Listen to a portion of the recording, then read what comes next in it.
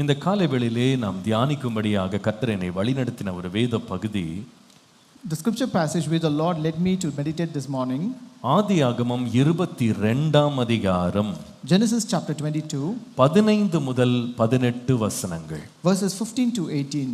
ஆதியாகமம் 22 15 18 வசனங்கள். Genesis 22, 15 to 18. கர்த்தருடைய தூதனானவர் இரண்டாம் தரம் வானத்திலிருந்து ஆபிரகாமை கூப்பிட்டு, நீ உன் புத்திரன் என்றும் உன் ஏக சுதன் என்றும் பாராமல் அவனை ஒப்பு கொடுத்து இந்த காரியத்தை செய்தபடியால் நான் உன்னை ஆசீர்வதிக்கவே ஆசீர்வதித்து உன் சந்ததியை வானத்து நட்சத்திரங்களைப் போலவும் கடற்கரை மணலைப் போலவும் பெருகவே பெருக பண்ணுவேன் என்றும் உன் சந்ததியார் தங்கள் சத்துருக்களின் வாசல்களை சுதந்திரித்துக் கொள்ளுவார்கள் என்றும் நீ என் சொல்லுக்கு கீழ்ப்படிந்தபடியால் உன் சந்ததிக்குள் பூமியில் உள்ள சகல ஜாதிகளும் ஆசீர்வதிக்கப்படும் என்று என் பேரில் ஆணையிட்டேன் என்று கர்த்தர் சொல்லுகிறார் என்றார். Then the angel of the Lord called to Abraham a second time out of heaven and said, By myself I have sworn, says the Lord, because you have done this thing and have not withheld your son, your only son, blessing I will bless you, and multiplying I will multiply your descendants as the stars of the heaven and as the sand which is on the seashore, and your descendants shall possess the gate of their enemies. In your seed all the nations of the earth shall be blessed, because you have obeyed my voice. நான் உன்னை ஆசீர்வதிக்கவே ஆசீர்வதிப்பேன். Blessing I will bless you. இந்த வசனத்தை நாம் எத்தனையோ முறை நாம் வாசித்திருக்கிறோம், நாம் இதை குறித்து கேட்டிருக்கிறோம். We have read this passage and the verse many times. We have heard about it also. இந்த காலைவேளையிலே இந்த வார்த்தையை தியானிக்கிற ஒரு கிருபையை கர்த்தர் எனக்கு தந்தார். But this morning the Lord gave me grace to meditate this verse. நம்முடைய தேவன் நம்மை நிச்சயமாய் ஆசீர்வதிக்கிறவர். Yes, our God is a God who will surely bless us. Hallelujah. Hallelujah. இஸ்ரவேலை ஆசீர்வதிப்பதே அவருக்கு பிரியம் என்று வாசிக்கிறோம். We read that blessing Israel is his delight. நம்முடைய தேவனுடைய பல செய்கைகள்ல ஒரு முக்கியமான செய்கை, அவர் தம்முடைய ஜனங்களை ஆசீர்வதிக்கிறவர். So among many of the works of God, one of the work is that he blesses his people. நீங்கள் ஆதியாகமத்தின் 1ஆம் அதிகாரத்துக்கு வருவீர்கள் என்றால், when you come to Genesis chapter 1, அங்கே நாம் வாசிக்கிறோம் தேவன் ஆசீர்வதிக்கிறார். Here we read God blessed them. நீங்கள் 1ஆம் அதிகாரத்தின் 28ஆம் வசனத்தை வாசியுங்கள். Read chapter 1 and verse 28. அங்கே நாம் வாசிக்கிறோம் தேவன் அவர்களை ஆசீர்வதித்தார். Here we read then God blessed them. மனுஷனை உண்டாக்கினார்.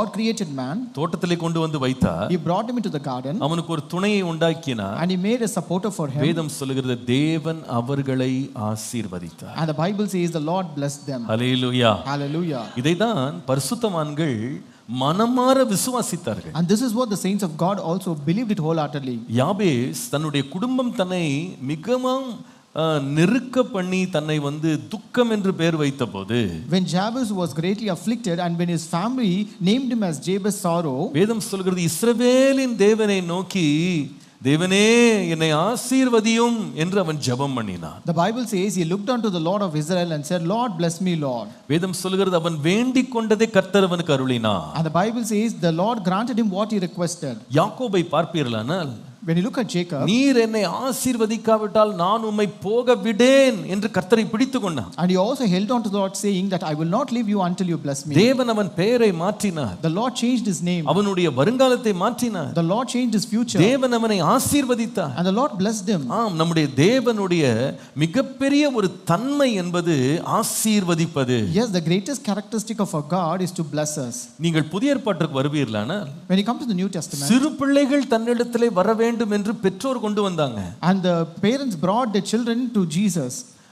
அவர் மேல் அந்த பிள்ளைகள் மேல் அவர் கைகளை வைத்து அவர் ஆசீர்வதிக்க வேண்டும் என்று கொண்டு வந்தாங்க. and they also brought him that the Jesus should lay his hands on the children and bless them. ஆனால் இதை புரிந்து கொள்ளாத சீஷர்கள் அவர்களை தடை பண்ணினார்கள். but the disciples who did not understand, they stopped them. ஆனால் இயேசுவோ அவர்களை தடை பண்ணாதீங்க. but Jesus said, do not hinder them. என்னிடத்தில் வரும்படி இடம் கொடுங்கள். give room for them to come to me. அவர்கள் மேல் கைகளை வைத்து அவர்களை ஆசீர்வதித்தார் என்று பார்க்கிறோம். and we read that he laid hands on them and he blessed them.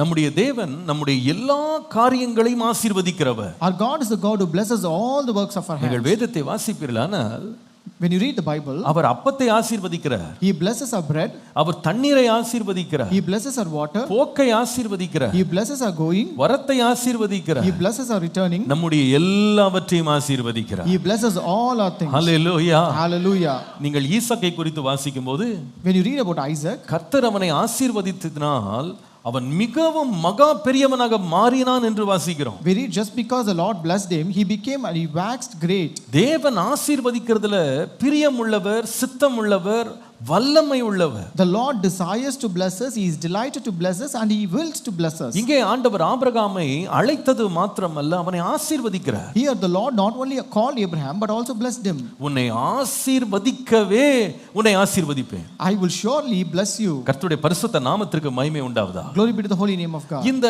ஆசீர்வதிக்கவே உன்னை ஆசீர்வதிப்பேன் என்று சொல்லப்பட்ட இந்த வார்த்தை எப்பொழுது வெளிப்பட்டது?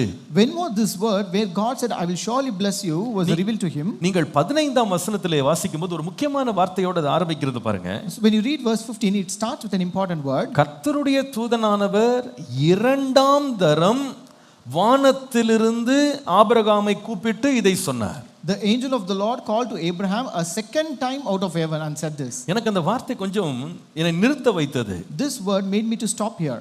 அவனை இரண்டாம் தரம் கூப்பிட்டு உன்னை ஆசீர்வதிப்பேன் என்று சொன்னாராம். He called him a second time and then he said he will bless him. அப்ப ஆசீர்வாதம் என்பது எடுத்த எடுப்பிலே வர்றதில்லை. So which means that blessing is not an instant process. இது ஒரு காலம் எடுத்து ஒரு சூழ்நிலை கடந்து வந்த பின்புதான் ஒருவனை அடைகிறது. But it always reaches a person after going through a situation and also a process and take time. இந்த இரண்டாம் தரம் கூப்பிட்டு ஆசீர்வதிப்பேன் என்று சொன்னார் என்ற வார்த்தையை வாசித்த பொழுது தேவன் எப்பொழுதெல்லாம் ஆபிரகாமோடு பேசினார் என்று நான் சற்று பின்னால போய் பார்க்க ஆரம்பித்தேன். So when I read that the Lord called a second time and then blessed him, I began to see when other time when God spoke with Abraham. அப்பொழுதுதான் எனக்கு அங்கே புரிந்தது. That is when I understood. இந்த வசனம் எழுதப்படுவதற்கு முன்பாகவே கிட்டத்தட்ட 3 முறை ஆண்டவர் வந்து ஆபிரகாமோடு பேசி இருக்கிறார். Before this verse was written, the Lord came to Abraham and spoke with him 3 times. 3 முறை பேசி இருக்கிறார். He has spoken with him 3 times. நீங்கள் முதலாவது காரியத்தை 3 முறையும் 3 படிகளாக ஆண்டவர் ஆசீர்வாதத்தை கொண்டு வந்ததை பார்க்கலாம். We can see in the 3 times as 3 stages where God brought blessing upon him. நம்முடைய வாழ்க்கையும் கர்த்தர் ஆசீர்வதிக்க உண்மை உள்ளவர். Our God is faithful to bless our life as well. ஆனால் நம்முடைய ஆசீர்வாதம் தேவனுடைய ஆசீர்வாதம் நம்மை அடைவதற்கு 3 படிகள் இருக்கிறதாக அங்கே பார்க்கிறோம். கர்த்தர் இதை நம்முடைய வாழ்க்கையில் எதிர்பார்க்கிறார் என்று நான் நம்புகிறேன். So as we see there are 3 stages for God to bless Abraham, we also have those 3 stages and I also believe that the Lord will do this in our life. முதல் படியை உங்களுக்கு ஆதியாகமம் 22ஆம் அதிகாரம் 1 முதல் 2 வசனங்களை காண்பிக்கும் பொழுது நீங்க பார்க்கலாம். You can see the first stage in Genesis chapter 22 verses 1 and 2. அதுல முதலாம் வசனம் எப்படி ஆரம்பிக்குது பாருங்க. Look how the first verse started. இந்த காரியங்கள் நடந்த பின்பு தேவன் ஆபிரகாமை சோதித்தார். Now it came to pass after these things that God tested Abraham. இரண்டாம் தரம் அவனிடத்திலே ஆசீர்வதிப்பேன் என்று பேசுறதுக்கு முன்னால எங்க ஆரம்பித்தது இந்த உரையாடல்னு கேட்டா, முதலாவது ஆபிரகாமை கர்த்தர் சோதித்தார். Before God called Abraham second time and told that he bless him, this conversation started as God called him and God tested him. நான் நினைக்கிறேன் தேவன் நம்மை ஆசீர்வதிப்பதற்கு கொண்டு போகிற முதலாவது ஸ்டேஜ், முதலாவது படி என்னவென்றால் அவருடைய சோதனை. The first stage for God to bless us is God's testing. இங்க பாருங்க, இந்த பகுதியை நீங்க உன்னிப்பா கவனித்தீங்கன்னா 2 காரியங்களை ஆண்டவர் ஆபிரகாம் இடத்திலே சோதிக்க விரும்பினார். So when you see this scripture passage keenly, you can see there are 2 things God want to test in Abraham. ஆதியாகமம் 22ஆம் அதிகாரத்துல என்ன சோதனை? What is that test in Genesis chapter 22? 2ஆம் வசனத்தை பாருங்கள். Look at verse 2. உன் புத்திரனும் உன் ஏகசுதனும் உன் நேசகுமாரனுமாகிய ஈசாக்கை நீ இப்பொழுது அழைத்து கொண்டு மோரியா தேசத்துக்கு போய் அங்கே நான் உனக்கு குறிக்கும் மலைகள் ஒன்றின் மேல் அவனை தகனபலியாக பலியிடு என்றார். Then he said, take now your son, your only son Isaac, whom you love, and go to the land of Moriah and offer him there as a burnt offering on one of the mountains of which I shall tell you. சோதனை என்ன? What is the test? தன்னுடைய மகனை கொண்டு போய் ஒரு மலையின் மேல போய் பலியிட வேண்டும். He has to take his son and sacrifice him on a mountain. ஆண்டவர் வெறுமனே சொல்லியிருக்கலாம், உன் மகனை எடுத்துட்டு போய் பலியிடுன்னு சொல்லி. The Lord would have just told him, just take your son and offer him. ஆனால் அதை எப்படி சொன்னார் பாருங்க. But how did he tell it? உன் புத்திரன் your son, உன் ஏகசுதன், your only son, உன் நேசகுமாரனாகிய ஈசாக்கு. Isaac whom you love. 3 வார்த்தை. 3 words. என்னது? What is that? உன் புத்திரன், Your son, உன் ஏகசுதன், your only son, உன் நேசகுமாரன். Isaac whom you love. இது ஏன் சொன்னார் தெரியுமா? Why did he say so? முதல் சோதனை என்னன்னா, ஆபிரகாமே நீ தேவன் மேல் பிரியம் உள்ளவனாய் இருக்கிறாயா? The first test is to find whether you have that passion for God. நீ தேவன் மேல் பிரியம் உள்ளவனாய் இருக்கிறாயா அல்லது வாஞ்சை உள்ளவனாய் அன்புள்ளவனாய் இருக்கிறாயா? God tested Abraham's passion for God. ஓ, நீ தேவன் மேல் பிரியமாய் இருக்க வேண்டுமே தவிர தேவனுடைய ஆசீர்வாதத்தின் மேல் அல்ல. You should have the love and passion for God only and not on that blessing. லூக்கா 15ஆம் அதிகாரத்துல ஒரு இளைய குமாரன் என்பவனை குறித்து படிக்கிறோம். In Luke chapter 15 we read about a younger son. அவனுக்கு அப்பாவுடைய ஆஸ்தியின் மேல் ஆசை இருந்தது. He had a desire and passion on the possession of his father. அந்த ஆஸ்தியை உரிமையாய் போய் கேட்டான். And he also asked for it as his right. ஆனா ஆஸ்தியை கொடுத்த அப்பாவை விட்டு போயிட்டான். But he left the father who gave the possession. அப்ப அவனுடைய விருப்பம் என்ன? But what was his desire? அப்பாவை விட எது வேணும் எனக்கு? What I need more. ஆஸ்தி தான் வேணும். I need my asset more than my father. ஆபிரகாமிட்ட ஆண்டவர் எதை சோதிக்க விரும்பினார் தெரியுமா? What was the Lord trying to test in Abraham? நீ அன்பு என்று வரும்போது நீ உன் மகனை நேசிப்பாயா என்னை நேசிப்பாயா? When it comes to love, whether you will love your son or me. நீ யார் மேல் உண்மையான வாஞ்சை உள்ளவனாய் இருக்கிறாய்? Upon whom you have the true passion. தேவனிடத்தில் அன்பு கூறுகிறாயா மனுஷனிடத்தில் அன்பு கூறுகிறாயா? Whether you love the Lord or you love the man. நான் நினைக்கிறேன் அன்றைக்கு ஆபிரகாம் இந்த ஃபர்ஸ்ட் டெஸ்ட பாஸ் பண்ண வேண்டியிருந்தது. So that day Abraham ought to pass this first test. ஆண்டவரே நீர் என்னை ஆசீர்வதிக்கவே ஆசீர்வதிப்பேன் என்று நீங்க வாக்கு கொடுக்கிறதுக்கு முன்னாலேயும் சரி நீ வாக்கு கொடுத்த பின்னாலேயும் சரி ஆண்டவரே என்னுடைய முதல் அன்பு என்னுடைய நேச குமாரன் அல்ல, ஒரே பேரான குமாரன் அல்ல, நீங்க தான் என்னுடைய அன்பு ஆண்டவரே. Lord, as you bless me, even if you bless saying that I will surely bless you, or after you say that you will surely bless me, my only passion and love is not on my son or my only son, but on you, Lord. எனக்கு நீங்க தந்த ஆசீர்வாதத்தை நான் கொடுக்க வேண்டியதா இருந்தாலும் பரவாயில்ல. Even if I had to give the blessing which you have given me, it is okay. எனக்கு இருக்கிறது எல்லாவற்றையும் நான் பலிபீடத்துல வைக்கிறதா இருந்தாலும் பரவாயில்ல. If I have to offer all that I have upon an altar, it is okay. இந்த பிள்ளையை விட, more than this child, இந்த பொருட்களை விட, more than these possessions, நீங்க தான் ஆண்டவரே எனக்கு முக்கியம். you are important for me, Lord. நான் நினைக்கிறேன் தேவன் நம்மை ஆசீர்வதிக்கவே ஆசீர்வதிப்பேன் என்கிற ஸ்டேஜுக்கு நம்மளை கொண்டு போறதுக்கு முதல்ல சோதிக்க விரும்புறாரு. So first the Lord wants to test us before he takes us to the stage of surely blessing us. இன்னைக்கு அநேகர் ஆசீர்வாதத்தை நேசிக்கிறாங்க, ஆசீர்வதிக்கிறவரை வேண்டாம்னு சொல்றாங்க. Today many people love the possessions of the blessings, but they don't want to love the one who gives that blessing. ஆனால் ஆபிரகாமுக்காய் கர்த்தரை ஸ்தோத்திரம் பண்ணுகிறேன். But I praise God for Abraham. ஆண்டவருடைய ஆசீர்வாதத்தை விட அவன் தேவன் மேல் அன்புள்ளவனாய் இருந்தான். He had more love and passion for God rather than his blessing. So first God tested Abraham's passion for God. தேவன் மேல் அவன் வைத்திருந்த ஆசை, அன்பு, வாஞ்சை, இதை கர்த்தர் சோதித்தார். First God tested Abraham's passion for God. இரண்டாவது எதை சோதித்தார் தெரியுமா? Number 2, what did he test? நீங்கள் அதே ஆதியாகமம் 22ஆம் அதிகாரம் 3ஆம் வசனத்தை பார்ப்பீர்களானால், When you look at Genesis 22 verses 3, Abraham அதிகாலையில் எழுந்து தன் கழுதையின் மேல் சேணங்கட்டி தன் வேலைக்காரர்கள் 2 பேரையும் தன் குமாரன் ஈசாக்கையும் கூட்டிக் கொண்டு தகனபலிக்கு கட்டைகளை பிளந்து கொண்டு தேவன் தனக்கு குறித்த இடத்திற்கு புறப்பட்டு போனான். So Abraham rose early in the morning and saddled his donkey and took 2 of his young men with him and his Isaac his son, and he split the wood for the burnt offerings and arose and went to the place of which God has told him. எனக்கு ரொம்ப என் மனதை ரொம்ப பற்றி பிடித்தது இது. This is an incident which really touched and held on to my heart. பொதுவாகவே அதிகாலை எழும்பறத நிறைய பேர் விரும்ப மாட்டாங்க. Generally most people don't want or like to rise early in the morning. நம்ம நிறைய பேர் இத அனுபவிச்சிருக்கோம். Many of us have experienced this. இந்த ராத்திரி தூங்குறதை விட அதிகாலையில வர்ற தூக்கம்ன்றது ரொம்ப இன்பமானது. Rather than sleeping in the night, that early morning sleep is more sweet to us. இந்த அதிகாலையில எழும்புறதுன்றது ரொம்ப கஷ்டமான விஷயம். It is really a difficult job to get up early in the morning. பொதுவாகவே நம்ம அதிகாலையில் எழும்பணும் அப்படின்ற ஒரு நிர்பந்தம் நமக்கு வருமானா, whenever we have that compulsion to rise up early in the morning, இந்த அதிகாலையில எழும்புறது அல்லது நம்முடைய நார்மல் டைம், நம்ம விரும்புகிற இளைப்பாரி பொறுமையா எழும்புகிற நேரத்தை விட அதிகாலையில் எழும்பும் போது எதுக்கு எழும்புவோம் அப்படின்னா, நமக்கு ஏதாவது ஒன்று கிடைக்க போகுதுன்னா நம்ம எழும்புவோம். we actually rise up very early in the morning before our normal rising time is just because to get something important that we want to get. இல்ல நமக்கு ஏதாவது ஒன்று கிடைக்க போகுது. If you are going to gain something, நம்ம அதிகாலை எழும்புவோம். We will rise up early in the morning before our normal time just because we are going to gain something. இப்போ படிக்க போற பிள்ளைங்களை பாருங்களேன். Look at the students who study. அவங்க எல்லா நாளும் அதிகாலை எழும்ப மாட்டாங்க. They will not rise up very early in the morning every day. ஆனா ஒரு சீசன்ல கண்டிப்பா எழும்பிடுவாங்க. But in one season they will rise up for sure. தங்கள் பெற்றோரை பார்த்து சொல்லுவாங்க, நீங்க எழுப்பி விட்டுருங்கன்னு வேற சொல்லுவாங்க. They will also ask their parents to wake them up in the morning. எத்தனை மணிக்கு? At what time? 4 மணிக்கு எழுப்பி விடுங்க. At 4 o'clock in the morning. 3 மணிக்கு எழுப்பி விடுங்க. At 3 o'clock in the morning. ஏன் அப்படி சொன்னாங்க? Why do they say so? 4 மணி ரொம்ப பிடிச்ச நேரமா?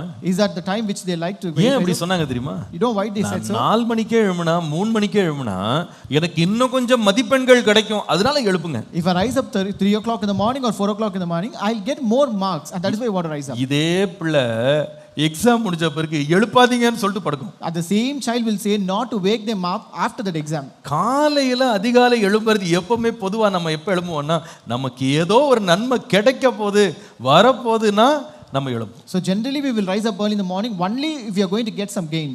ஆனால் ஆபிரகாம் அதிகாலையில் எழும்புனது எதுக்குன்னா வாங்குறதுக்கு இல்ல, கொடுக்கிறதுக்கு. But Abraham rose up early in the morning not to receive but to give.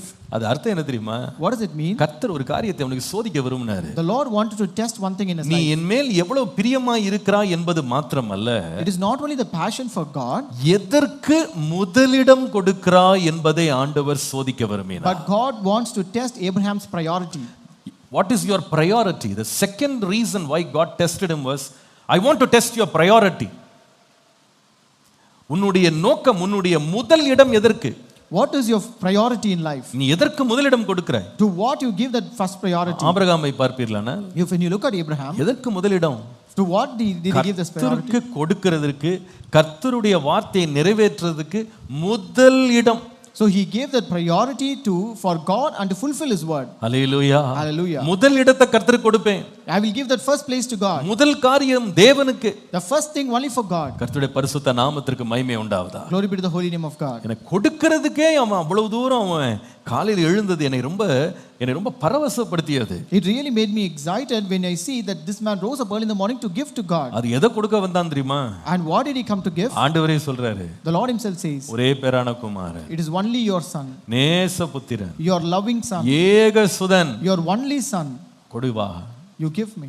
காலையில எழுந்துட்டான். He rose up for that. அதிகாலை எழுந்தான். He rose up early in the morning. கர்த்தருடைய பரிசுத்த நாமத்திற்கு மகிமை உண்டாவதாக. Glory be to the holy name of God. உன்னை ஆசீர்வதிப்பேன். I will surely bless you. இந்த ஆசீர்வாதத்திற்கு இந்த வார்த்தை வருவதற்கு ஒரு ஸ்டேஜ் ஒன்று இருந்தது. There was a stage to receive this blessing. ஆண்டவரே, நீங்க என்ன சோதிக்கும் போது நீங்க என்ன கண்டுபிடிக்கணும்னா, ஆண்டவரே உமக்கே முதலிடம்.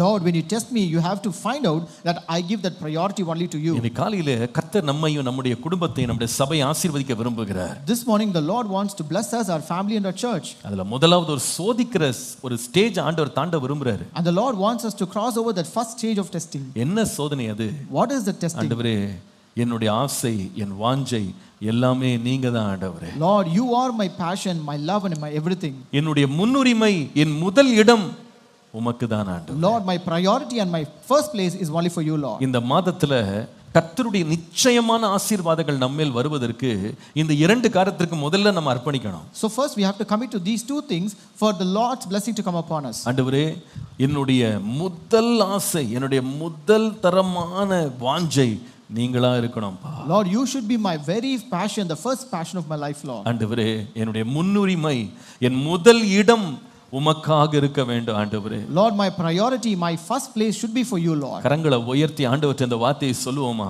Let us all raise up our hands and say those words to the ஆண்டவரே, Lord.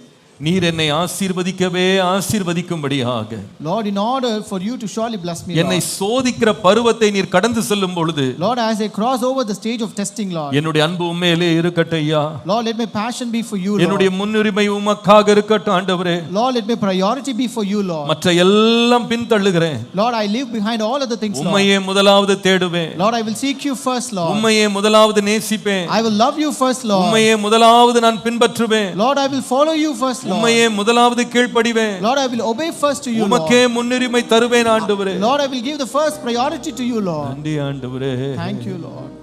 நீரே என் தஞ்சம், நீரே என் கோட்டை, நீரே என் ரட்சகர், நீரே ராஜா, நீரே என் தஞ்சம், நீரே என் கோட்டை, நீரே என் ரட்சகர்,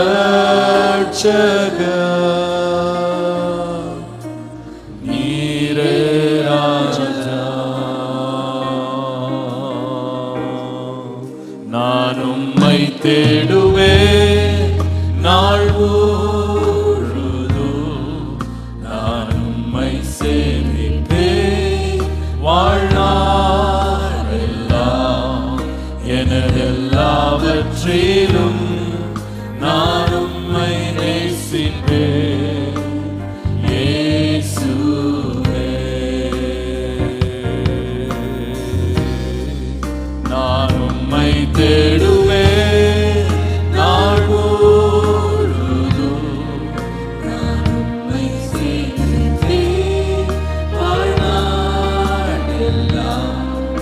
எனதெல்லாவற்றிலும் நான் உம்மை நேசிப்பேன் இயேசுவே. எனதெல்லாவற்றிலும் நான் உம்மை நேசிப்பேன்.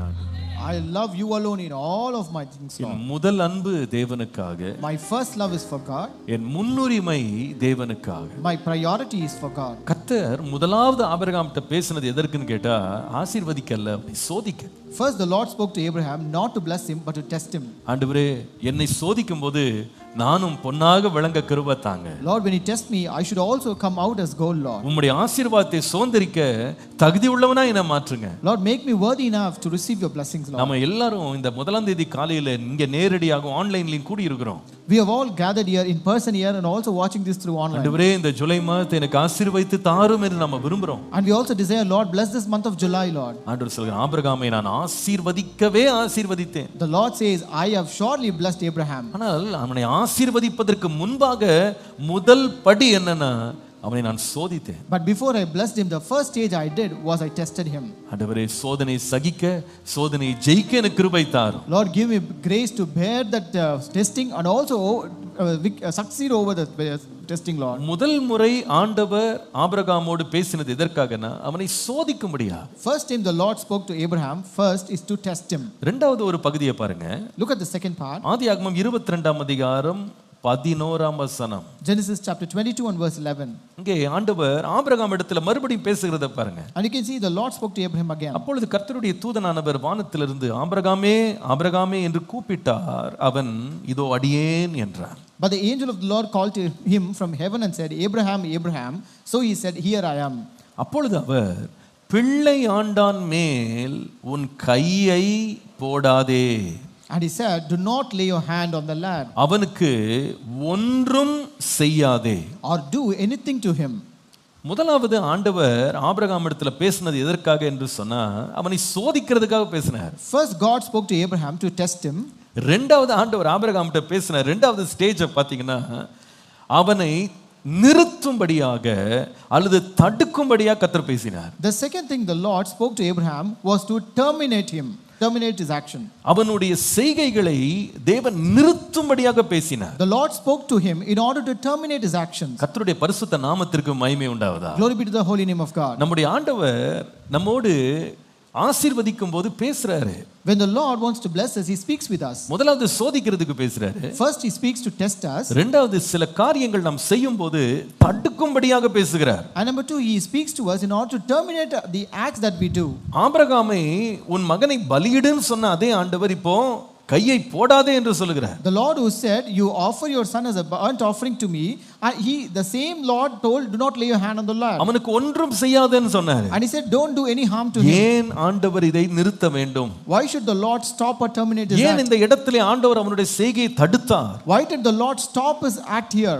ரெண்டு காரியங்களை ஆபிரகாமுக்கு தேவன் விளங்க பண்ணினார். The Lord wants to reveal two things to Abraham. முதலாவது என்ன விளங்க பண்ணினார் தெரியுமா? Number one, what was the Lord trying to reveal to him? முதலாவது இந்த ஆபிரகாமை குறித்தும் அவன் பிள்ளையை குறித்தும் தேவன் வைத்திருந்த சித்தத்தை தேவன் விளங்க பண்ணினார். God terminated Abraham's act to reveal the will of God. என்ன சித்தம்? What was that will? அந்த வசனத்தை படிக்கும் பொழுது உன் பிள்ளை ஆண்டானுக்கு ஒன்றும் செய்யாதே. When you read that, do not do any harm to your child. ஒன்றும் செய்யாதே. Don't do anything to him. ஒன்றும் செய்யாதே என்றது தமிழ்ல வெறும் ஒன்றும் செய்யாதேன்னு இருக்கு. ஆனால் இங்கிலீஷ்ல நீங்க படிப்பீங்களானா ஒரு தீங்கும் செய்யாதேன்னு போட்டிருக்கு. So it says don't do any harm to him. அப்போ தேவனுடைய சித்தத்தை இங்கே ஆண்டு விளங்க பண்ணுகிறார். So here the Lord wants to reveal the will of God. தேவனுடைய சித்தத்தை விளங்க பண்ணும்படியாக தேவன் அவனை தடுத்தார். The Lord terminated Abraham's act to reveal the will of God. தேவனுடைய சித்தம் என்ன? What is the will of God? தீமை செய்வதல்ல.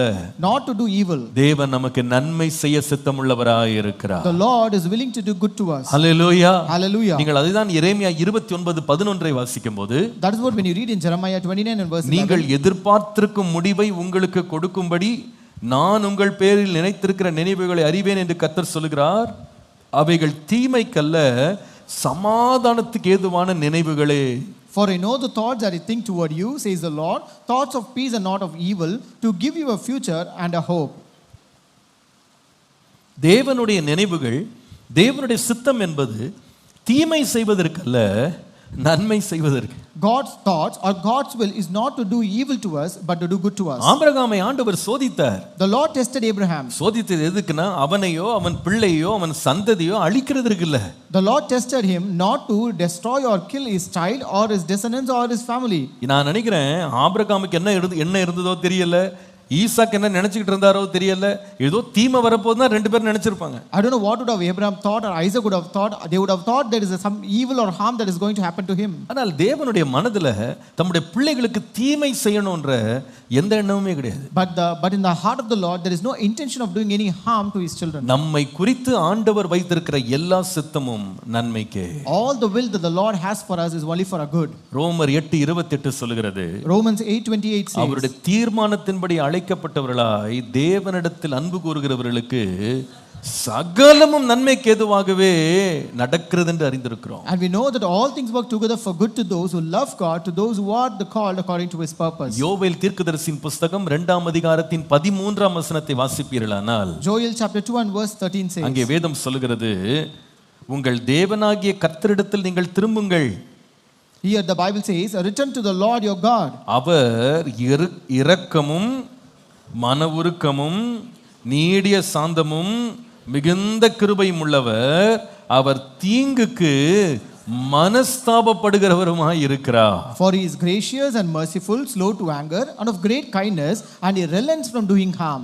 அவர் தீங்கு செய்கிறதுல பிரியப்படுகிறவர் அல்ல, தீங்கு செய்கிறதற்கு மனஸ்தாபப்படுகிறவராய் இருக்கிறார். He does not delight to do harm, but he relents from doing harm. ஆண்டவர் ஆசீர்வாதத்துக்கு நேராய் ஒரு மனிதனை நடத்தும் போது ஒரு குறிப்பிட்ட கட்டத்துல தேவன் நம்முடைய சோதிக்கிற அந்த சோதனையின் பாதையை தடுத்து நிறுத்துவார். When the Lord leads us towards the process of blessing, at the time of as he passes through the process of stage of testing us, he will stop that testing that happens in our life. இம்மட்டும் வா, இனி வராதே நிறுத்துவாரு. And he will also stop us saying you can come till this way and not more than that. போதும், இதற்கு மேல வேண்டாம் நிறுத்துவாரு. He will stop us saying it is enough, not anymore. உன்னை சோதிக்கிறேன், ஆனா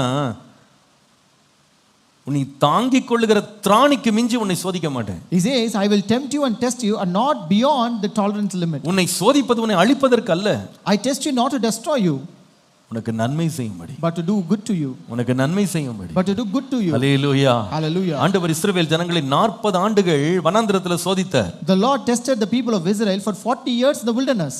அவர்களை அழிப்பதற்காக அவரை சோதிக்கல, He tested not to destroy them, அவர்களுக்கு நன்மை செய்யும்படி. but to do good to them, பிந்தின நாட்களில் தேவனுடைய கிரியைகளை அவர்கள் மறந்து போகாதபடி. so that they will not forget the works of the Lord in the latter days. நான் நினைக்கிறேன், உண்மையா கர்த்தரை தேடி அவர் மேல் அன்பா இருக்கிறவங்க சோதனையின் முடிவில் அழிய மாட்டாங்க, அவங்க இன்னும் பொன்னாக பிரகாசிப்பாங்க. And I also believe people who truly love the Lord and follow Him, they will not be destroyed at the end of the testing, but they will come out forth as gold. இரண்டாவது முறை ஆண்டவர் ஆபிரகாமிட்ட எதற்கு பேசினார்னா தடுக்கிறதுக்குனே பேசினார். The second time the Lord spoke to Abraham in order to terminate his act. தடுத்த போது ஒன்று அவர் விளங்க பண்ணினாரு. And through this act of terminating, he revealed one thing. தேவனுடைய நோக்கம் என்ன? What is the will of God? உன் பிள்ளையை கொல்லுவதல்ல, not to kill your child, உன் பிள்ளையை உனக்கு ஜீவனோடு திரும்ப தருவதற்கு, but to give back your child with life. உனக்கு தீமை செய்ய அல்ல, not to do harm to you, என்னுடைய சித்தம் உனக்கு நன்மை செய்ய. but my will is to do good to you. ஒருவேளை இந்த நாட்கள்ல நீங்க ஒரு பாதையை கடந்து போய் கொண்டிருக்கலாம். Maybe these days you might be going through a path.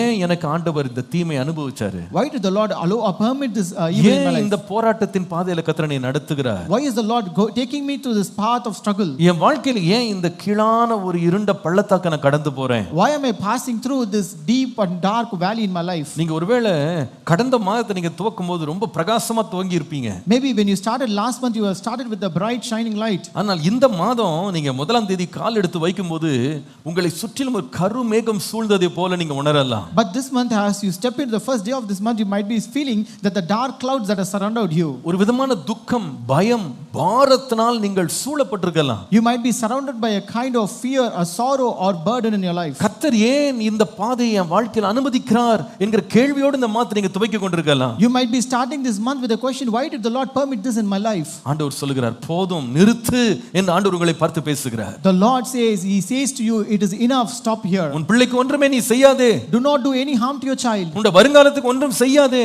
Don't do any harm to your future. உனக்காக நான் வைத்திருக்கிற திட்டங்களுக்கு நீ எதிரடையாக செயல்படாதே. Don't do anything against the plans that I have for you in your life. நீ கத்தியை தூக்கி இருக்கிறாய். You have raised up your knife. போதும் என்று நினைத்திருக்கலாம். And you'd have thought it is enough. ஆனா ஆண்டவர் சொல்லுகிறார், போதும். But God says it is enough. நிறுத்து. Stop it. ஒரு தீங்கும் செய்யாதே. Do not do any harm. ஏன் தெரியுமா? You know why? நான் உன்னை குறித்து நினைத்திருக்கும் நினைவுகள் எல்லாம் நன்மைக்கு ஏதுவானது. Because the thoughts that I have for you is only for good. Hallelujah. Hallelujah. அப்ப முதலாவது என்ன விளங்க பண்ணினார்னா, அவர் நன்மை செய்கிறார் என்று விளங்க பண்ணினார். First, he was about to reveal that he is the one who does good to us. இரண்டாவது, ஆண்டவர் இந்த ஆபிரகாம் கத்தியை தூக்கின போது அவனை தடுத்து நிறுத்தினதுக்கு காரணம் என்ன தெரியுமா? Number 2, why did God terminate the process of Abraham's act? அவர் இன்னொரு முக்கியமான காரியத்தை வெளிப்படுத்தினார். He also revealed one more important thing. அதே ஆதியாகமம் 22:12 வசனத்தை பாருங்கள், இரண்டாம் பகுதி. Look at Genesis chapter 22 and the second part of verse 12. நீ அவனை உன் புத்திரன் என்றும் உன் ஏக சுதன் என்றும் பாராமல் எனக்காய் ஒப்பு கொடுத்தபடியால் நீ தேவனுக்கு பயப்படுகிறவன் என்று இப்பொழுது அறிந்திருக்கிறேன். For now I know that you fear God, since you have not withheld your son, your only son, from me. நீ தேவனுக்கு பயப்படுகிறவன் என்று இப்பொழுது அறிந்திருக்கிறேன். And now I know that you fear God. ஆபிரகாமின் செய்கையை கர்த்தர் ஏன் தடுத்தார்? Why did the Lord terminate Abraham's act? முதலாவது சொன்னேன், அவருடைய சித்தத்தை வெளிப்படுத்தும்படியாக. First, to reveal the will of God. இரண்டாவது, Number 2, தேவன் தனக்கு கொடுக்கவிருந்த சாட்சியை வெளிப்படுத்தும்படியாக. Number 2, to reveal the witness of God. தேவனுடைய சாட்சியை வெளிப்படுத்தும்படியாக. To reveal the witness of God. இங்கே ஆபிரகாமுக்கு சாட்சி கொடுத்தவர் மனுஷன் அல்ல, கர்த்தரை சாட்சி கொடுக்கிறார். Here it is not a man who gave this witness, but God himself witnessed about Abraham. நீ தேவனுக்கு பயப்படுகிறவன் என்று இப்பொழுது அறிவேன். Now I know that you fear God. நான் சொல்லுவேன், கர்த்தர் தம்முடைய வாக்குத்தத்தங்களை நாம் சுதந்திரிக்கிறதுக்கு முன்னால முதலாவது ஆண்டவர் நம்மை சோதிக்கிறார். I tell you, before we inherit the promises of God, first the Lord tests us. இரண்டாவது, நம்முடைய சாட்சியை தேவன் வெளிப்படுத்துகிறார். Number 2, the Lord will reveal a witness. நமக்கு உண்மையான சாட்சியை கொடுக்கிறவர் கர்த்தர். It is God who gives the true witness about us. Hallelujah. Hallelujah. முதலாவது பகுதியில பார்த்தோம், சோதிச்சார். The first part we saw, the Lord tested him. அது ஒரு பரீட்சை எழுதுகிறது போல. That is like writing an exam. ஆனா பரிசு வர்றதுக்கு முன்னால ஆண்டவர் ரிசல்ட்ஸ் பப்ளிஷ் பண்ணார். But before we get the prize, the Lord publishes the results. சாட்சியை தேவன் விளங்க பண்ணினார். The Lord revealed the witness of God. நீ எனக்கு பயப்படுகிறவன் என்று இப்பொழுது நான் அறிந்திருக்கிறேன். And now I know that you fear God. எபிரேயர் 11ஆம் அதிகாரம் 4 முதல் 5 வசனங்களை வாசிக்கும்போது, Hebrews chapter 11 verses 4 and 5 says, ஆபேலை குறித்து கர்த்தரே சாட்சி கொடுத்தார் என்று வாசிக்கிறோம். we read God himself testified about Abel. அவனுடைய காணிக்கைகளை குறித்து தேவன் சாட்சி கொடுத்தார். God himself testified about the offerings and sacrifices of Abel. 5ஆம் வசனத்துல பாருங்க. Look at verse 5. ஏனோக்கை குறித்து படிக்கிறோம். We read about Enoch. அவன் தேவனுக்கு பிரியமானவன் என்று அவன் எடுத்துக் கொள்ளப்படுவதற்கு முன்னே சாட்சி பெற்றான். And before he was taken away, as he was pleased by the Lord, he received this testimony. தேவன் அவனை குறித்து என்ன செய்யணும்ன்ற திட்டத்தை நிறைவேற்றதுக்கு முன்னால முதல்ல சாட்சி கொடுத்தார். Before the Lord completed or fulfilled this plan in his life, he received this testimony. பிரியமானவர்களே, இந்த பாதை நீங்க சோதனைன்னு மட்டும் நினைச்சிட்டு இருக்கீங்க.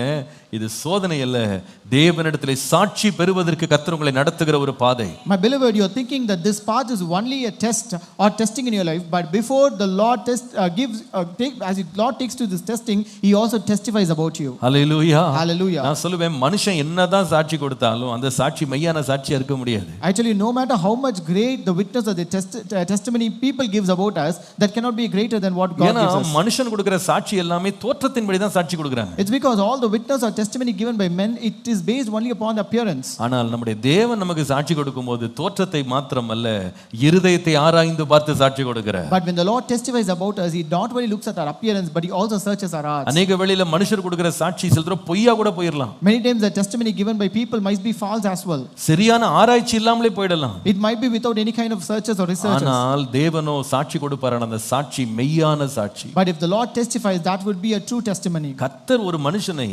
நித்திய ஆசீர்வாதத்தினால் தேவன் உறுதியான ஆசீர்வாதத்தினால் ஆசீர்வதிக்கிறதுக்கு முன்னால சோதிக்கிறார்.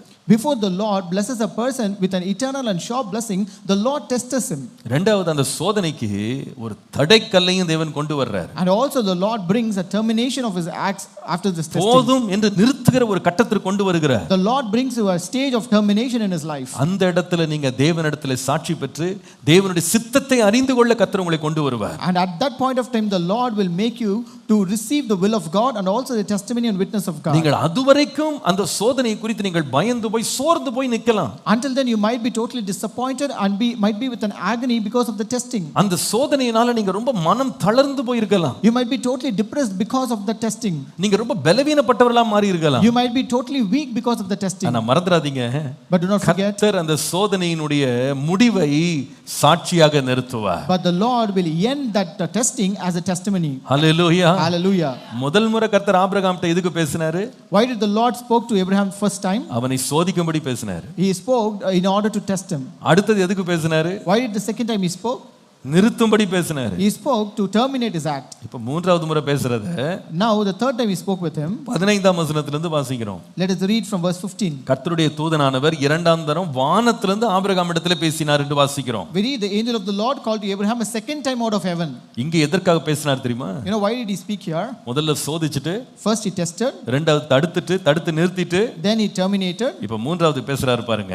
Now the third time he speaks. 17ஆம் வசனம். Verse 17. நான் உன்னை ஆசீர்வதிக்கவே ஆசீர்வதித்து உன் சந்ததியை வானத்து நட்சத்திரங்களைப் போல கடற்கரை மணலை போல பெருகவே பெருக பண்ணுவேன். Blessing I will bless you, and multiplying I will multiply your descendants as the stars of the heaven and as the sand which is on the seashore. உன் சந்ததியார் தங்கள் சத்துருக்களின் வாசல்களை சுதந்தரித்துக் கொள்வார்கள். And your descendants shall possess the gate of their enemies. 18ஆம் வசனத்துல உன் சந்ததிக்குள் பூமியில் உள்ள சகல ஜாதிகளும் ஆசீர்வதிக்கப்படும். Verse 18, in your seed all the nations of the earth shall be blessed. கர்த்தருடைய பரிசுத்த நாமத்திற்கு மகிமை உண்டாவதாக. Glory be to the holy name of God. இதுல ரெண்டு பகுதி இருக்குங்க. There are two parts in this. மூன்றாவது கர்த்தர் எங்க கொண்டு போகிறாருன்னு கேட்டா, முதல்ல சோதனை, இரண்டாவது தடுத்து நிறுத்துறது. First is God's testing, second is God's termination. மூன்றாவது தேவனுடைய பரிசளிப்பு. Number 3, God's trophy. கர்த்தருடைய பரிசுத்த நாமத்திற்கு மகிமை உண்டாவதாக. Glory be to the holy name of God. சோதிக்கப்பட்ட மனுஷன், a person who is tested, தடுத்து நிறுத்தப்பட்ட மனுஷன், a person who is terminated from his acts, இப்போ நிச்சயமான ஆசீர்வாதத்தை கர்த்தரிடத்துல பெறுகிறான். now he receives that sure blessings from the Lord. கர்த்தருடைய பரிசுத்த நாமத்திற்கு மகிமை உண்டாவதாக. Glory be to the holy name of God. அடுக்கடுக்கான லேயரா கர்த்தர் அவனை ஆசீர்வதிக்கிறார். The Lord blesses him layer by layer. அவனை தனிப்பட்ட விதமாக, he blesses him personally. அவனுடைய சந்ததிகள் மேல் ஆசீர்வாதத்தோடு, he brings blessing upon his descendants. அவன் காணாத சந்ததிகளை கூட ஆசீர்வதிக்கிற ஆசீர்வாதத்தை கர்த்தர் அவன் மேல் பொழிந்தார். The Lord also poured out the blessings upon his generation which he has not even seen. இந்த ஆசீர்வாதம் அப்படின்றது ரெண்டு பகுதிகளை கொண்டது. So this blessings has two parts. நீங்கள் 22ஆம் அதிகாரத்துல 15 லிருந்து 18 வாசிப்பீர்களானால், when you read in Genesis chapter 22 verses 15 to 18, இரண்டாம் தரம் வானத்திலிருந்து ஆண்டவர் கூப்பிட்டு, The Lord called him a second time out of heaven. நீ உன் புத்திரன் என்றும் உன் ஏக சுதன் என்றும் பாராமல் அவனை ஒப்பு கொடுத்து இந்த காரியத்தை செய்தபடியால். He says, by myself I have sworn, because you have done this thing and have not withheld your son, your only son. எனக்கு இது ரொம்ப பிடித்த காரியம் என்ன தெரியுமா? You know what did I like here more? முதல் காரியம், ரெண்டு பகுதி இருக்கு அதுல. முதல் பகுதி என்னன்னா, ஆபிரகாமை தேவன் அங்கீகரித்தார். So the first part of this blessing is God's acknowledgement of Abraham. ஆபிரகாமின் செய்கையை தேவன் அங்கீகரித்தார். God acknowledged the act of Abraham. எல்லாமே நான் தான் செய்தேன்னு சொல்லல. He did not say I did everything. அதுல முக்கியப்படுத்துற வார்த்தை பாருங்க. Look at the word I emphasized here. நீ He says you. நீ உன் புத்திரன் என்றும் உன் ஏக சுதன் என்றும் பாராமல் அவனை ஒப்பு கொடுத்து இந்த காரியத்தை செய்தபடியால். Because you have done this thing and have not withheld your son, your only son. எனக்கு அந்த வார்த்தை எத்தனையோ முறை நான் படிச்சிருக்கேனா எனக்கு இன்னைக்கு ரொம்ப வித்தியாசமா இருந்தது. So I've read this verse many times, but today this word really appeared to be more different. நிறைய பேர் நம்மள ஆசீர்வதிச்சு நமக்கு நன்மை செஞ்சுட்டு எல்லாம் தங்களுடைய தயவுன்னு பேசிட்டு போயிடுவாங்க. So many people will bless us, they will do good to us and they will say that is their favor. அதாவது எல்லாம் நான் கொடுத்ததுங்க. They will say it is all I give them everything. ஐயோ பாவம்னு கொடுத்தேன்.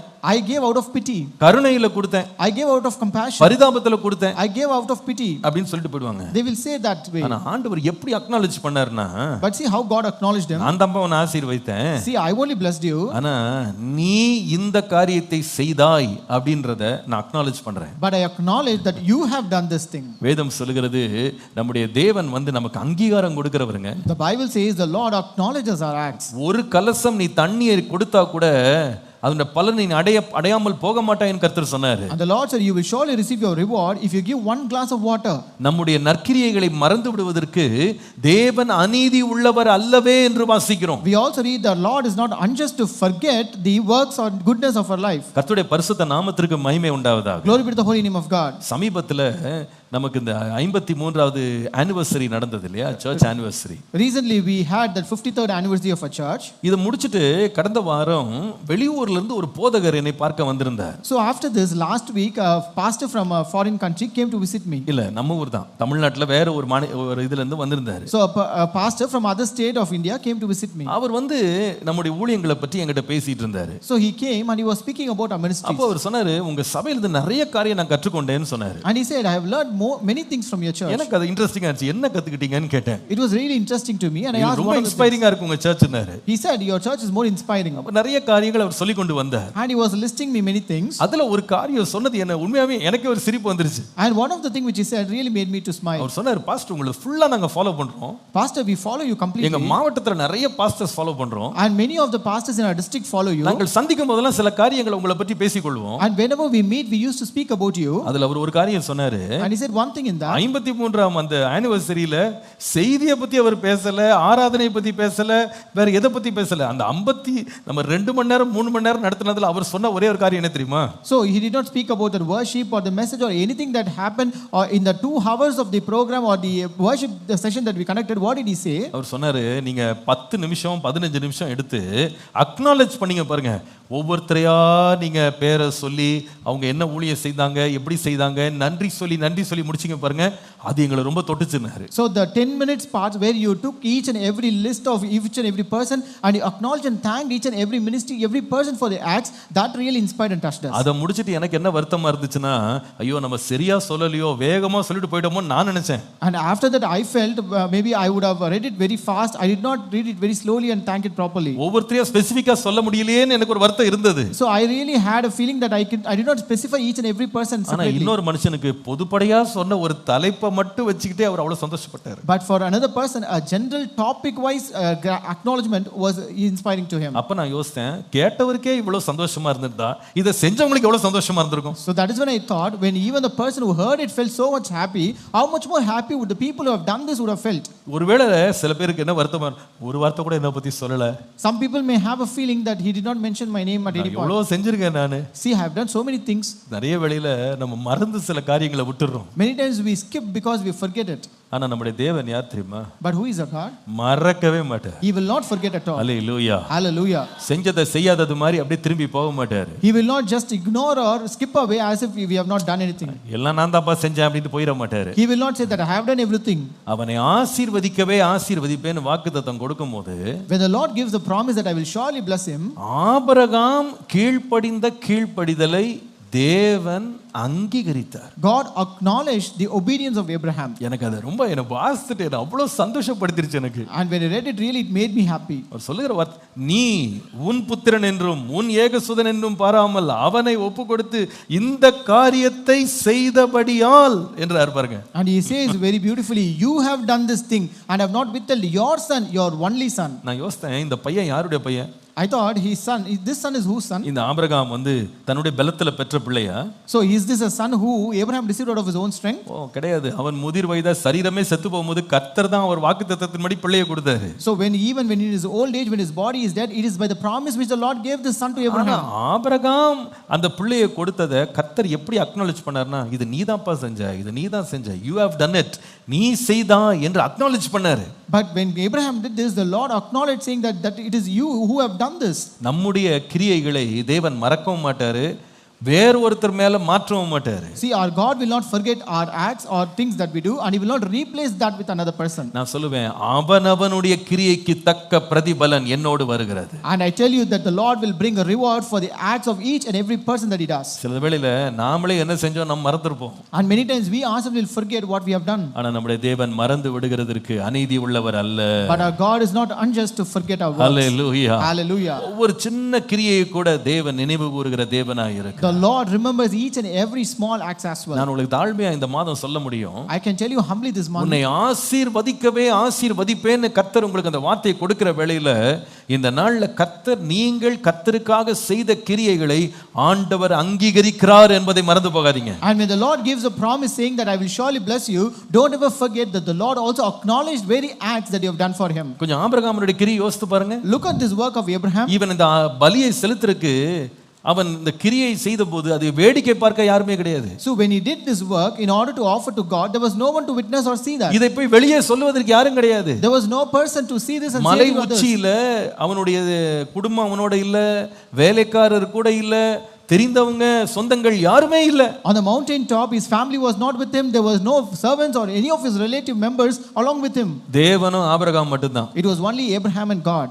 ஆனா ஆண்டவர் அதையும் சாட்சி கொடுத்தார். But the Lord also witnessed and acknowledged it. அதை அங்கீகரித்தார். The Lord acknowledged that act. நீங்கள் செய்த கிரியைகள் மனுஷனுடைய பார்வையில மறைக்கப்பட்டதா இருக்கலாம். Maybe the works that is done by you might be totally hidden from the eyes of men. ஒருவேளை உங்கள் வலது கை செய்தது உங்கள் இடது கைக்கு தெரியாம இருக்கலாம். Maybe what your right hand did may not be known by your left hand. நீங்கள் செய்த காரியங்கள் ரகசியத்திலே செய்ததா இருக்கலாம். Maybe the things which you have done, you would have done it in secret. ஆனால் ரகசியத்திலே செய்ததையும் கண்காணித்து பலனளிக்கிற ஒரு தேவன் இருக்கிறார். But we have a God who watches and monitors the thing that is even done in secret, and he will give reward for that. நீங்கள் செய்த நற்கிரியைகளை குடும்பத்தார் அறியாம இருக்கலாம். Maybe your family members would have not known what the good things that you have done. உங்கள் சபையார் அறியாம இருக்கலாம். Your church may not know it. உடன் வேலையாட்கள் அறியாம இருக்கலாம். Your co-workers may not know it. அங்கீகரிக்கிற கர்த்தர் ஒருவர் இருக்கிறார். But there is a God who acknowledges it. Hallelujah. Hallelujah. எதை செய்தாலும் மனுஷனுக்கென்று செய்யாமல் தேவனுக்கென்று செய்ய வேண்டும் என்று சொல்லி இருக்கிறது. And it is said that whatever you do, do it for God and not for men. இன்னைக்கு ஆண்டவர் உங்களுக்கு சொல்கிறார், உன்னை ஆசீர்வதிக்கவே ஆசீர்வதிப்பேன். Today the Lord says to you, I will surely bless you.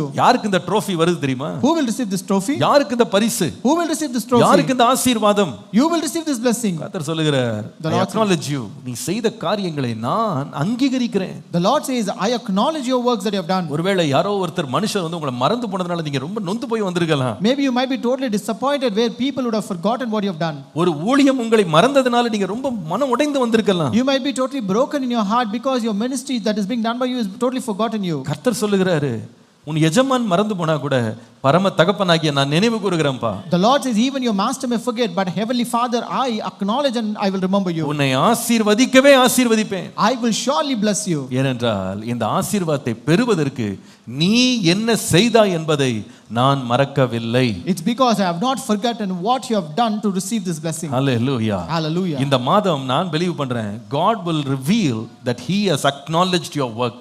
கர்த்தர் உங்கள் கிரியைகளை தேவன் கவனித்திருக்கிறார், தேவன் அங்கீகரித்திருக்கிறார் என்பதை வெளிப்படுத்துகிற ஒரு மாதமா இந்த மாதம் இருக்கும். This month will be a month where God will reveal that he has acknowledged your work. அன்றைக்கு அந்த ரூத்தினுடைய வாழ்க்கையில சொல்லப்பட்ட வார்த்தையை பாருங்க, நீ உன் மாமியாருக்கு செய்த நன்மை எனக்கு சொல்லப்பட்டது. So in the life of Ruth it was said that what you have done to your mother-in-law is being said to me. இவள் நினைத்த ஒரு எஜமான் போவாஸ் என்ன பார்த்துக்கிட்டு இருக்கிறாரு? And what is your master Boaz looking at? எவ்வளவு நாள் யாருக்கு தெரியாததை கூட கர்த்தர் வெளியே கொண்டு வந்தார். The Lord brought which was totally hidden from everyone to now to light. தேவன் அக்னாலஜ் பண்ணுகிற ஒரு நேரம் இருக்கிறது. There is a time when God will acknowledge your work. நிச்சயமாகவே கர்த்தர் உங்களை ஆசீர்வதிப்பார். And surely the Lord will bless you. Hallelujah. Hallelujah. Acknowledgement மாத்திரம் இல்ல, கடைசியாக இரண்டாவது ஒரு காரியம் இருக்கு, இரண்டாவது ஒரு ஆஸ்பெக்ட் இருக்கு அதுல. So it is not only acknowledgement, there is also a second aspect. ஆண்டவர் ஆசீர்வதிக்கவே ஆசீர்வதிப்பேன்ற பரிசை கொடுக்கும்போது அவனுடைய கிரியைகளை அங்கீகரித்தது மாத்திரம் அல்ல. So when the Lord gives a trophy that I will surely bless you, he not only acknowledges this act, இரண்டாவது அவருடைய நிச்சயமான உறுதியான ஆசீர்வாதத்தை தேவன் கொடுத்ததை பார்க்கிறோம். you can also see God's affirmation to Abraham here. நிச்சயமான உறுதியான ஆசீர்வாதத்தை கொடுத்ததை பார்க்கிறோம். You can see God's affirmation to Abraham. உன்னை ஆசீர்வதிப்பேன் சொல்லல. He not only said I will bless you, உன்னை ஆசீர்வதிக்கவே ஆசீர்வதிப்பேன். he said I will surely bless you.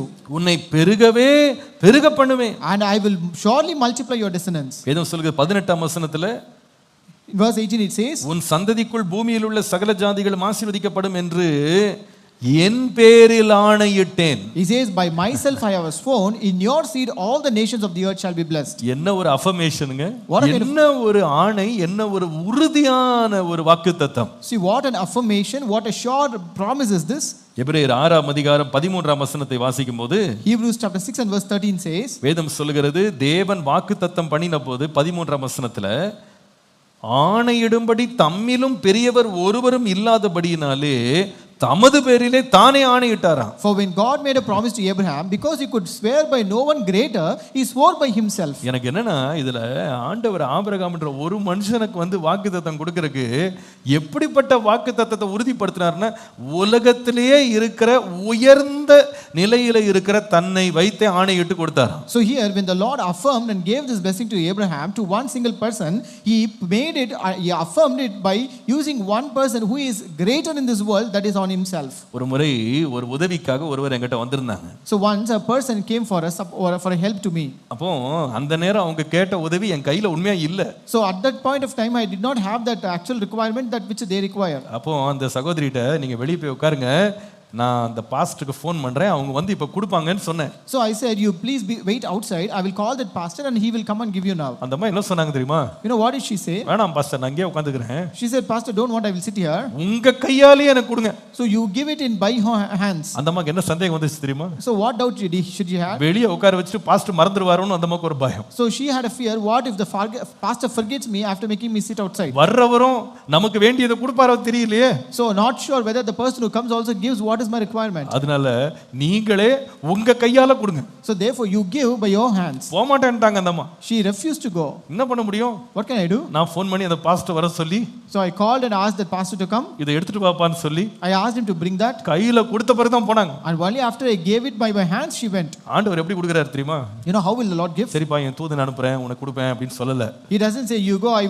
will send my angel to give you. என் ஊழியக்காரனை அனுப்புறேன்பா, வாங்கிக்கோ ஆசீர்வாதம்னு சொல்லல. He doesn't say that I will send my servant to give that blessing.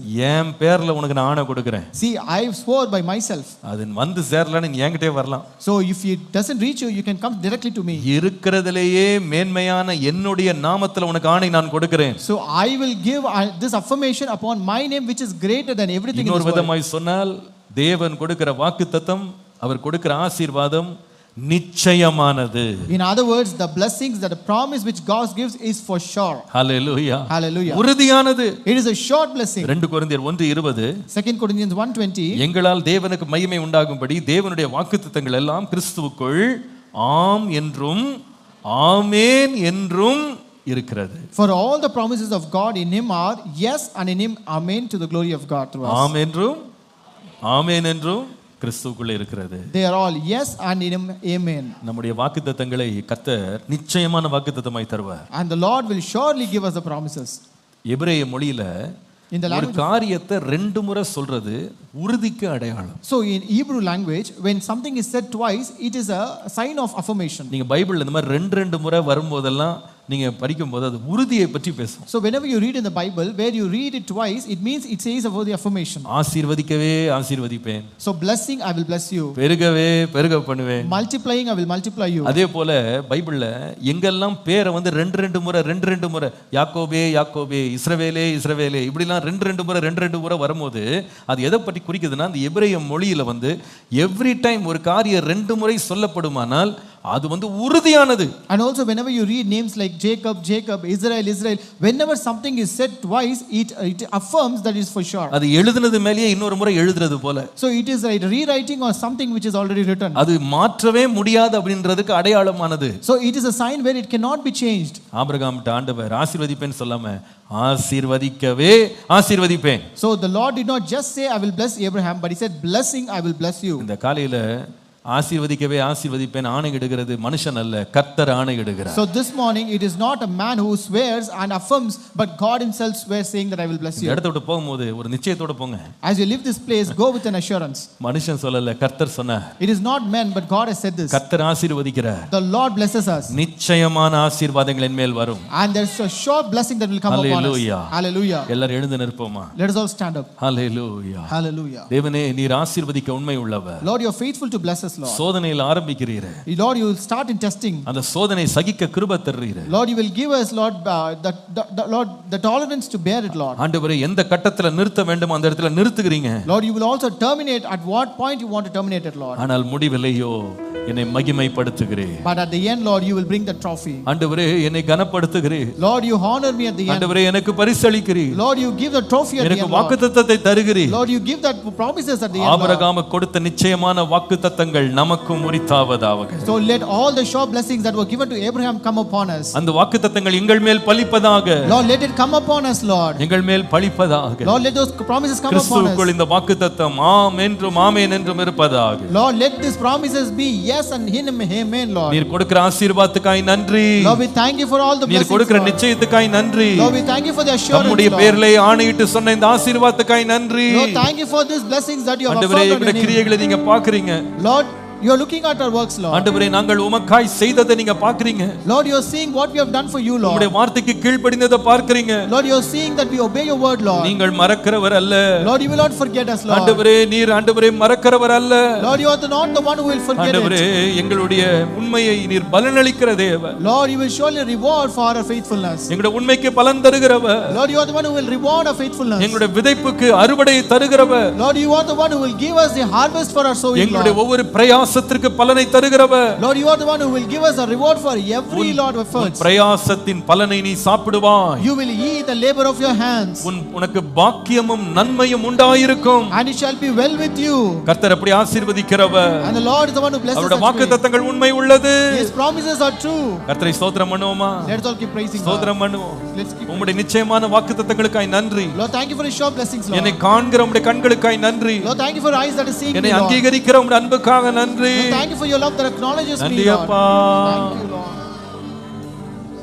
வாக்குத்தத்தங்கள் கிறிஸ்துவுக்குள்ளே ஆம் என்று இருக்கிறதே. வாக்குத்தத்தங்கள் இயேசுவுக்குள்ளே ஆமென் என்று இருக்கிறதே. அவர் சர்வவல்ல தேவனாயிருப்பதா வார்த்தைகள் எல்லாம் நிறைவேறும். அவர் உண்மையுள்ள தேவனாயிருப்பதா வார்த்தைகள் ஒன்றும் தவறாதே. அவர் சர்வவல்ல தேவனாயிருப்பதா வார்த்தைகள் எல்லாம் நிறைவேறும். அவர் உண்மையுள்ள தேவனாயிருப்பதா வார்த்தைகள் ஒன்றும் தவறாதே. பாடுவோம். ஆமென், ஆமென். வாக்குத்தத்தங்கள் எல்லாம் ஆமென், ஆமென், ஆமென். இயேசு சொன்னதெல்லாம் ஆமென், ஆமென், ஆமென். வாக்குத்தத்தங்கள் எல்லாம் ஆமென், ஆமென், ஆமென், ஆமென். இயேசு சொன்னதெல்லாம் ஆமென். ஹalleluya Hallelujah. ஹalleluya Hallelujah. ஆண்டவரே நீர் கொடுத்த நிச்சயமான வாக்குத்தத்தத்துக்காய் நன்றி. Lord, thank you for the sure blessing that you have given us, Lord. சோதிக்கும்படி பேசினார், He spoke to test. தடுத்து நிறுத்த பேசினார், He spoke to terminate. பலனளிக்க பேசினார். He spoke to give the trophy. அதே வார்த்தை நம்ம மேல் இன்றைக்கு வெளிப்படுகிறது. Let the same word be revealed upon us. ஒரு சில காலம் உன்னை சோதித்தேன், I will test you for a while. தாங்கிக் கொள்ள பலன் இருக்கு மட்டும் சோதித்தேன். I will test you until you have the strength to bear ஆனால் it. கரையை நான் தாண்ட விடல. But I will not let that cross the shore. அது எல்லையை தாண்ட விடல. I will not let that cross the limit. உன்னை தடுத்து நிறுத்தினேன். And I have terminated it. இன்றைக்கு நான் சொல்லுவேன், நீ செய்ததை அங்கீகரித்து உன்மேல் நிச்சயமான ஆசீர்வாதங்களை தருவேன். And I tell you, I will surely acknowledge you and give the sure blessings upon you. அன்பின் ஆண்டவரே, Our loving God, எங்களுடைய ஒவ்வொரு கிரியையையும் நீர் கவனிக்கிறீர். Lord, you are the one who watches every act of our எங்கள் life. பிரயாசங்களை நீர் கவனிக்கிறீர். Lord, you watch every effort that we take, Lord. ஆண்டவரே, நாங்கள் படுகிற ஒவ்வொரு கஷ்டத்தை நீங்க பாக்குறீங்க. Lord, you also watching all the struggles we are going எங்கள் through. பாதைகள் எல்லாம் உமக்கு முன்பாக இருக்கிறது. Lord, all our paths are before you, Lord. ஆண்டவரே, நாங்கள் உமக்காக செய்ததை நீர் அறிந்திருக்கிறீர். Lord, you know what we have done for you, Lord. ஆண்டவரே, நிச்சயமாய் நீர் பலன் அளிப்பீர். And surely you will reward us, அந்த Lord. விசுவாசத்தை எங்கள் உள்ளத்திலே ஆழமாய் தாங்கப்பா. Lord, give that, Lord, faith deeply in our hearts, நீர் Lord. பொய் சொல்ல மனுஷன் அல்ல, மனமாற மனுபுத்திரன் அல்ல. Lord, you are not a man to lie or not a mankind to repent, Lord. ஆண்டவரே, நீர் உண்மை உள்ள தேவன், Lord, you are faithful வாக்கு God. மாறாத தேவன், You will never go away. மேலே ஆணையிட்டு சொல்லுகிற தேவன். Lord, you are the one who will swear upon yourself, Lord. ஆபிரகாமுக்கு இந்த வாக்குறுதிகளை நிறைவேற்றி நீர் Lord, you fulfill these promises to Abraham. எங்களுக்கும் நிறைவேற்றி எங்களை ஆசீர்வதிக்க இன்றைக்கு நீர் வெளிப்பட்டிருக்கிறதற்காக ஸ்தோத்திரம். Lord, thank you that you have manifested today to, Lord, reveal and also fulfill these promises in our தொடர்ந்து life. எங்கள் வாழ்க்கையில் உம்முடைய மகிமை விளங்க பண்ணும். Lord, continue to reveal your glory in our life, Lord. ஆண்டவரே, கண்ணீரோடு விதைத்தவர்கள் கம்பீரத்தோடு அறுப்பார்களாக. Lord, the people who sow in tears, Lord, reap with happiness, Lord. மறைவிடத்திலே நன்மை செய்தவர்கள் வெளியரங்கமாக பலனை அனுபவிப்பார்களாக. Let people who did good in their secret, Lord, see the reward in light, Lord. மனுஷரால் புறக்கணிக்கப்பட்ட மனுஷரால் நிராகரிக்கப்பட்டவர்கள் உம்மாலே கனம் பெறுவார்களாக. Lord, people who are ostracized or despised by people be honored by you, Lord. உம்முடைய நாமம் மகிமைப்படட்டும். Let your name be magnified. நிச்சயமாக எங்களை ஆசீர்வதிக்கிறதற்காக நன்றி. Lord, thank you that you are going to bless us with the sure மேலே blessings. எங்கள் நம்பிக்கை வைக்கிறோம். And we have that hope on you, Lord. விசுவாசத்தோடு கடந்து செல்லுகிறோம். Lord, we live with that faith. இயேசுவின் நாமத்தில் பிதாவே. In Jesus' name we pray. Amen.